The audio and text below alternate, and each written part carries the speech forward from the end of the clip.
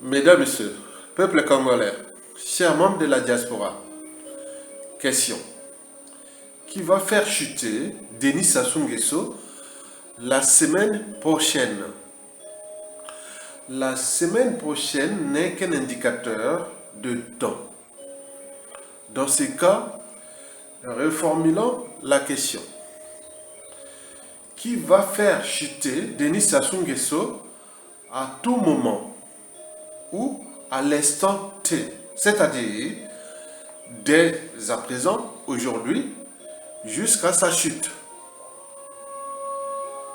Pour cela, j'ai élaboré pour vous, Congolais, 3 scénarios que chacun de vous pourra certainement vérifier dans l'espace et le temps, en tenant compte déjà des indicateurs sociopolitiques et des enjeux, déjà à l'échelle nationale et de la France-Afrique.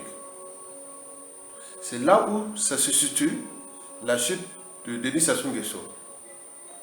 Le facteur déclenchant ou aggravant sera à 50% à l'échelle nationale et à 50% de la France-Afrique. Donc c'est soit Denis Sassou Nguesso est éjecté par nous, peuple congolais, ou par la France-Afrique. Et donc, avant de vous présenter ces 3 scénarios, il faut se dire que d'après le passé déjà de la France-Afrique et de ce qui se passe chez nous au pays, que je connais, que je ne peux pas vous dire, je vous dis que Denis Sassou Nguesso, ou je vous informe que Denis Sassou Nguesso ne sera ni humilié, ni jugé, et encore moins condamné de ses crimes. Il pourra certainement partir avec ses secrets. Et pour cause. Il y a trop d'enjeux, déjà à l'échelle nationale. Vous le savez que Denis Sassou Nguesso a passé toute sa vie à trahir, à tuer dans ce pays. Mais il n'était pas seul. Donc il y a trop de secrets. Il y a des secrets à cacher. Des secrets de femmes, de familles, des secrets de crimes, etc. Décembre 98 et décembre 99, il y a eu au Congo-Brazzaville plus de massacres, plus de morts, plus de viols systématiques, plusieurs dizaines de milliers, qu'il n'y en a eu au Kosovo, en Tchétchénie et à Timor-Est réunis dans la même période. Regardez la manière dont on a couvert ces 3 événements et la manière dont on a couvert le Congo-Brazzaville, rien du tout. Je dirais plus personne qui ose lever le petit doigt au Congo-Brazzaville, et on pratique ce qu'on appelle le dialogue sans exclusion. Et tout cela devrait être couronné par des élections truquées qui permettraient d'installer pour encore un certain nombre d'années M. Sassou Nguesso à la tête du Congo-Brazzaville pour le plus grand profit de la France-Afrique. Ce qui est quand même tout à fait stupéfiant et que je n'ai jamais vu dans aucun autre pays, c'est à quel degré l'ensemble de l'éventail politique, y compris la gauche modérée, y compris une partie du Parti communiste, y compris l'extrême droite bien entendu, soutient intégralement M. Sassou Nguesso. On a vraiment l'impression que c'est le personnage clé qui défend le sort du rôle de la France en Afrique. À l'échelle internationale et notamment France-Afrique, vous allez comprendre pourquoi Denis Sassou Nguesso ne sera pas humilié, ni jugé, ni condamné.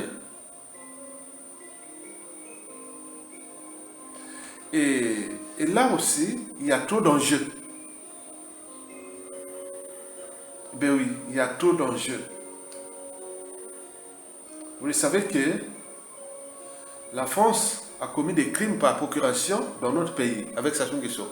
C'est ce que vous venez d'entendre là, le coup d'État depuis le coup d'État. Donc dès le coup d'État là, du 5 juin au 15 octobre 1997, on avait déjà tué 30 000 Congolais. On n'en parle pas. Après le coup d'État, les opérations Mouébara, etc. 1998 à 1999-2000. 400 000 morts. Et dans 100% des cas, les responsables et coupables sont Denis Sassou Nguesso et sa France-Afrique. Donc la France-Afrique, c'est le cheval de Troie de la France. Donc la France est mouillée dans cette affaire-là. Donc, imaginez Denis Sassou Nguesso à la CPI ou des tribunaux congolais, mais non, certainement pas. Donc, il cherchera le moyen de neutraliser pour effacer ces crimes-là et chercher les mesures compensatoires pour passer à chercher un autre pion qui sera moins antisocial et criminel. Mesdames, Messieurs, peuple congolais, chers membres de la diaspora, voici maintenant les 3 scénarios de la chute de Denis Sassou Nguesso inévitable. Donc, il faut structurer, organiser la réflexion pour que chacun de nous puisse prendre les responsabilités. Au lieu de se cogner contre nous, les Congolais du nord au sud et de l'est à l'ouest, ou or que les enjeux sont ailleurs. On vous montre le soleil, vous regardez mon doigt. Donc voilà ce qui se passe en ce moment. On vous montre le soleil, mais vous regardez mon doigt. Le doigt chez nous c'est quoi? Les émotions, l'appartenance nord-sud, la faute n'a pas de chance, les boucs émissaires et autres. Non, non, non, non, ça c'est pas bon. Donc il doit prendre d'autres responsabilités parce que à tout instant, vous, moi, les autres, tout le monde peut être au palais du peuple. Chacun de vous peut prendre la place de Sassou là et prendre le au gouvernement et les administrations et les missions diplomatiques et l'État. Donc nous sommes là tous capables de gérer ce pays. Mais là, qu'est-ce qui coince? Parce qu'il y a un individu là qui est là, qui s'appelle Sassou Nguesso. Il est entraîné, conditionné, il est sous emprise même des comportements liberticides, antidémocratiques, antisociaux et crinogènes. Il est anti-État. Il est soutenu par les forces financières et militaires extérieures dans la France-Afrique, donc il joue avec ça. Mais si nous ne sommes pas capables de prendre notre responsabilité, mais tel Bangotin, hein? Donc Sassou, c'est un pion qui est là. Hein? C'est une pièce maîtresse de la France-Afrique. Vous avez vu dans la vidéo. Mesdames, Messieurs, peuple congolais, voici pour vous les 3 scénarios. Le premier scénario que je vais vous dire, il est France-Afrique. Il représente presque 2 tiers des scénarios de la chute de Sassou Nguesso. Cela veut dire que la chute de Sassou Nguesso sera en lien avec la France-Afrique. Au regard des rapports de force déjà au niveau géostratégique entre les puissances. Aujourd'hui, en Afrique, c'est encore l'Occident et la France qui tiennent la tête. Donc, ça va se passer là. C'est eux qui vont voir.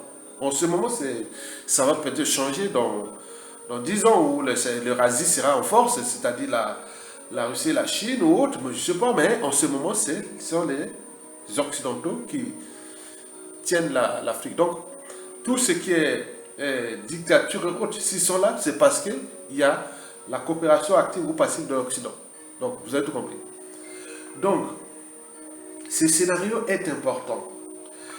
Et les forces Afrique, le premier scénario, si vous entendez là aujourd'hui ou demain ou autre, ah tiens, Sassou chute ou il a fui ou Sassou est mort empoisonné ou tout ce qui peut arriver à Sassou. Il quitte le pouvoir. Mais les gars là ont toujours une solution de remplacement. Donc il faut en tenir compte de ça. C'est-à-dire si on entend que Sassou est à chute là, ce premier scénario là, il est France-Afrique. C'est la France avec les Occidentaux et autres qui vont être au cœur du jeu. Donc, ça représente 2 tiers des cas de la chute à venir de Sassou, qui peut être aujourd'hui, ou demain, ou au mois de septembre, octobre, ou novembre, décembre, ou je ne sais pas. Donc, c'est en fonction des pressions que nous allons exercer sur la dictature qu'ils vont prendre leurs décisions. Donc, continuer à mettre des pressions extérieures de la diaspora sur la France-Afrique, sur point. C'est très important. Donc ce scénario-là est très important. Parce que la France-Afrique regarde son image, ses intérêts, et voit des trucs aujourd'hui à moyen et à long terme. Donc ils analysent, ils ont des stratèges, ils ont tout. Hein. Donc ils ont des outils d'aide à les décisions géopolitiques, géostratégiques, de leurs intérêts. Donc, au moment où ils vont se décider d'éjecter Sassou Nguesso, ils le font sans scrupule. Sassou est le Bembe Yadoula de la France-Afrique. Donc, ils peuvent le tuer, ils peuvent le faire comme ils ont fait Idriss Déby, comme ils ont fait à d'autres, en tout instant. Il n'y a pas de problème. C'est un problème de timing. Ok?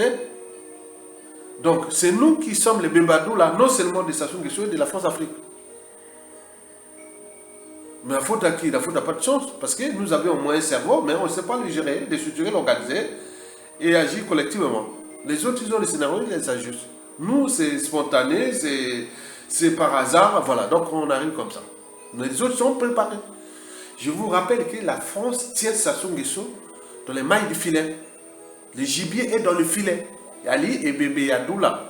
Donc à tout instant, il peut les descendre. Mais vous mélangez nord au sud, est, ouest, mélangez. Non, vous perdez votre temps. Donc là, ça fait gagner du temps. En attendant, c'est le temps de chercher, de trouver quelqu'un qui va jouer la mission de Sassou, mais qui sera plus anti-social et criminel comme Sassou Nguesso. Peut-être qu'il est déjà là. Parce que les Américains ont l'air pions aussi au Congo. Les Russes, pareil. Les Chinois, pareil. Les Français, pareil. Vous avez tout compris? Très bien. Donc, ce scénario est important. Donc, dans 2 tiers des cas, c'est-à-dire sur 100%, si, ou pour expliquer ça au commun des mortels, c'est-à-dire si ça soit tombé dans 10 jours, donc, les 7 jours-là, si tombe avant 7 jours, c'est la France. Donc sur 10 jours, on dit, ça va tomber là dans 10 jours. Donc on commence à compter aujourd'hui jusqu'au 7e jour. Ça, c'est le premier, deuxième, troisième, quatrième, cinquième, sixième, septième jour. Ça sera la France Afrique, avec vous comprenez? Maintenant, il reste les 3 autres jours. 8e, 9e, 10e. C'est ce que je vais vous expliquer, le deuxième scénario. Le deuxième scénario, c'est-à-dire celui-ci, est celui du coup d'État de palais ou salutaire, comme c'était passé au Zimbabwe en 2017, c'est ça. Et on peut en multiplier les coups d'État de palais et autres. Mais ça sera toujours sur instruction, soit des Français ou des Américains. Je vous dis que toute la géopolitique sous-régionale, c'est-à-dire l'Afrique centrale, hormis la Centrafrique, toute la sous-région est encore en main des Occidentaux. La région la plus riche, le bassin du Congo, tu vois, au Gabon, en Angola, au RDC, au Burundi, au Rwanda, au Ouganda, au Tchad, au Cameroun, au Guinée équatoriale, et voilà, tout. Voilà, toute la sous-région est encore sous contrôle occidental. Même s'il y avait de conscience de ces dictateurs-là, qui se disent, ah tiens, mais avec l'Occident, on n'y sortira pas. Bon, mais donc on regarde un peu les razis, mais là, ils ne sont pas encore plus, voilà, ils ne sont pas comme les, voilà. Donc, il y a trop d'enjeux. Donc, retenez ce deuxième scénario est très important. Que si, aujourd'hui, demain, vous entendez un coup d'état des palais, et ou salutaire, ce sera sur instruction des Français ou des Américains. Ok? Très bien. Donc, on regarde ce deuxième scénario précité. Donc, cessez de cogner entre nous. On n'est plus capable. Les militaires, ce sont les militaires d'opérette. Ils n'ont plus de cerveau. Nous, on n'a plus de cerveau. On n'a plus de fonctions cognitives. Donc, on vous donne les ordres d'aller faire. Vous ne voyez même pas l'intérêt supérieur de la nation. On aurait pu faire là. Mais là, non. Ils attendent que les ordres viennent des Français et des Américains. Ça, c'est sûr et certain. Et en fonction du contexte, bon, voilà. Le troisième et le dernier scénario, c'est celui de Sassou mourir au pouvoir. Il n'y a pas de problème. Qu'il soit empoisonné, qu'il soit pas empoisonné, Sassou dictateur à vie. C'est-à-dire, Sassou peut mourir d'ici à 10 ans au pouvoir. Il reste là d'ici 10 ans. Donc à ses 95 ans. D'ici 10 ans, on aura plutôt de 95 ans. On en a vu en Tunisie, avec les Bourguiba. Ils ne pouvaient même plus manger, on les tenait. Hein. On en a vu en Algérie avec les bouteflika. S'il n'y avait pas le peuple, on les tenait. Hein. Là, on les tenait, voilà. On en a vu en Côte d'Ivoire avec Houphouët-Boigny. Donc il était, donc la France-Afrique, non, au moment où on voit même Biya, on ne sait même plus où il est. Hein, c'est son premier ministre là voilà, qui gère maintenant le Cameroun. Donc ça risque d'arriver chez nous aussi. Parce que nous n'avons pas l'esprit de prise des risques. Comme font les Blancs, les Arabes et autres. Non, non, on n'a pas où les non. Nous, on aime tôt la vie, on aime grandir, on aime trouver les boucs émissaires et autres. Voilà, les autres, vous nous gérez. Donc voilà pour les 3 scénarios que vous devez en prendre compte. Donc, mais il y a l'espoir. Oui, il y a l'espoir, car le contexte géopolitique et géostratégique international actuel, en termes de rapport de force, se dirige de plus en plus vers nous, l'Afrique. En d'autres termes, la France serait-elle encore si forte en Afrique pour maintenir des listes qui sont hautes? Donc la solution sera d'anticiper. Hein? Anticiper. Parce que la vie, c'est comme la vie, c'est comme une bicyclette. Pour garder l'équilibre, il faut avancer. Et donc là, est-ce que génération d'Africains qui écoutent les médias, réseaux sociaux, qui voient comment c'était un fait d'entraînement. Donc ça devient comme ça, la surprise sera totale pour la France au Congo, même s'il place un autre pion, il sera surpris. Donc d'où l'idée d'abaisser ces tensions-là et se dire, bon, on anticipe dans toute l'Afrique francophone pour penser déjà demain. Mais là, la France risque d'être de fait accompli. Bon, il y a aussi, vous verrez qu'il y a beaucoup de plus en plus de courants panafricanistes. La France-Afrique dégage. Il y en a partout. Et les médias et les réseaux sociaux font du bon boulot. Et enfin, bon, vous avez aussi la désintégration annoncée de l'Occident, déjà européen, en fonction de ces tensions énergétiques avec la Russie déjà. Et ce sont là les indicateurs. L'Europe sera désintégrée hein, entre eux pour le problème de... Oui, ils n'ont pas de matières premières. Ils n'ont que des technologies, ils n'ont pas de matières premières. Déjà énergétique avec la Russie, mais là ils vont aller en Afrique, mais les autres vont venir aussi là-bas en Afrique. Et quand on dit que l'Occident, qu'on nous a vendu l'Occident européen, la démocratie, les libertés, la souveraineté des peuples, le partenariat, tout ça c'est caduc. Donc l'Occident a fait du mal à lui-même. Donc l'Afrique a compris, mais l'Afrique reste le continent qui a ses matières premières. Les espaces sont infinis. Et il y a tout là-bas. Mais là, il était bloqué quelque part. Tout le monde, dans la conscience des intellectuels africains, politico-intellectuels, se disent qu'on ne sortira jamais. On ne sortira jamais de ce sous-développement-là. Tant que l'Occident sera le maître du monde. C'est logique. Donc le monde multipolaire est en cours. Mais qui va perdre ce monde multipolaire? Ce sera ceux qui seront déjà au-dessus des États-Unis. D'abord les États-Unis qui vont être peut-être gagnants, égal avec l'Eurasie. Et les miettes, ce sera la France qui va perdre beaucoup de choses. Donc si elle n'anticipe pas, maintenant il aura perdu. Donc il y a chance. Donc nous nourrissons ces débats-là pour que vous puissiez comprendre.